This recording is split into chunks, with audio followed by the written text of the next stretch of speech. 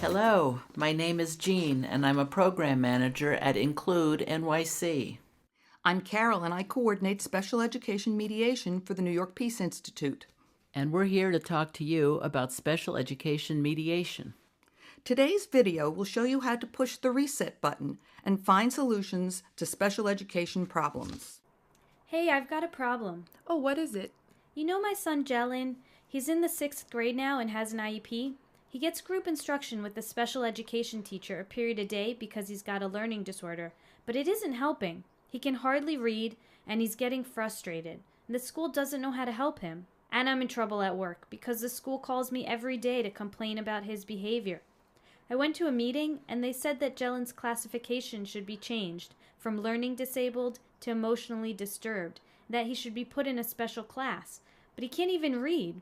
Instead of helping him, they just want to put him in a special ed class for behavior problems. I tried to tell them he needs help, but no one listens to me. You know what? This sounds like a problem my sister had with her son's school. Really? Yeah, she was so upset that she started calling around to find a lawyer. A lawyer? Where did she find one? Turned out that she didn't need one. She used special education mediation. Isn't that just another meeting with the school? I've already had meetings and things only get worse. They won't change their minds.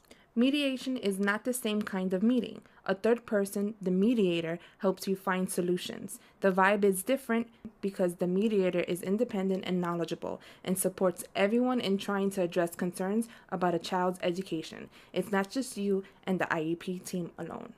Okay, so how is mediation different from an IEP meeting?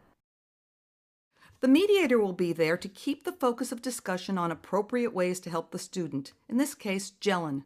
Everyone is encouraged and supported in finding creative ways to solve problems.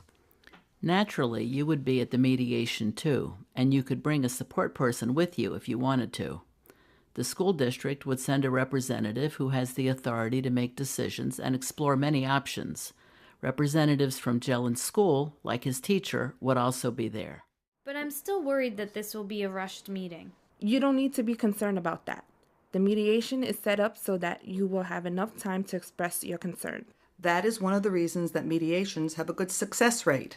In the U.S., including here in New York, special education mediation is a dispute resolution method that is available under IDEA, the Education Act.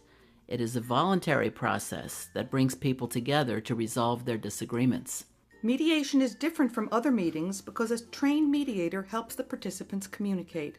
The mediator is neutral and does not work for either the Department of Education or the parent.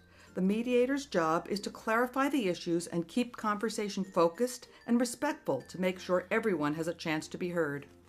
The goal of mediation is for the participants to work together to reach an agreement about a child's education. The mediator is there to help everyone sort through emotions, concerns, and ideas for solutions. No one will decide for you. What you agree to remains in your hands. This is different from an impartial hearing, where a judge decides. Parents that choose mediation don't give up any of their rights. Requesting mediation does not delay or deny the right to an impartial hearing, but you may find that a hearing isn't necessary anyway. Mediation has a high success rate, and people who participate in mediation often say that they experience improved communication and trust between them. That's important because, after all, the family and school will have a relationship that lasts many years. If you would like to learn more about special education mediation, please contact the Mediation Center in the borough where your child attends school, or call Include NYC at 212-677-4660. You can also visit the link below.